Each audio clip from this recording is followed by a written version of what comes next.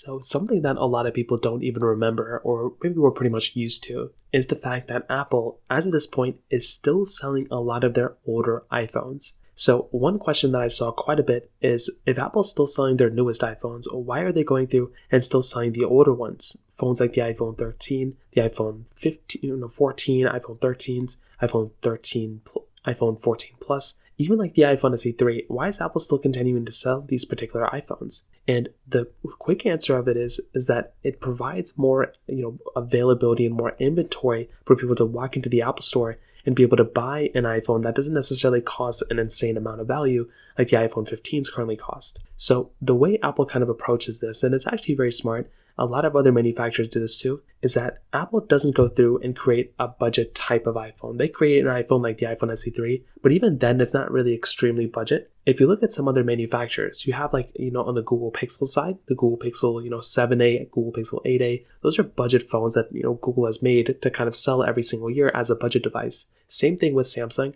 Samsung absolutely destroys it when it comes down to their budget phones. They have a lot of budget devices and I like those a lot, but that is another set of devices that, Samsung makes. With Apple, they really only had the iPhone SE3, and even that really wasn't even that big of a, iPhone in terms of a budget phone, because a lot of people aren't even going to purchase that one. So instead of creating a new budget phone every single year, what Apple ends up doing is that they will go through and just pick up one of their older iPhones, right? So they'll, take the iPhone that they just currently made, and they will go through and pretty much just, resell that iPhone at a cheaper price tag. And this makes a lot more sense for Apple to go ahead and do, because they don't have to go ahead and re-engineer a new phone. They don't have to go ahead and plan a new phone to come out or anything like that. They just will go ahead and grab that older phone that they just had, sell it at a cheaper price tag, and that usually will end up doing the job. And if you actually take a look at some of their sales numbers, or at least what they used to be, even in terms of kind of the public sales numbers that some other third-party, companies kind of try to analyze, they kind of get a good idea of some of the older iPhones sometimes still selling really, really well.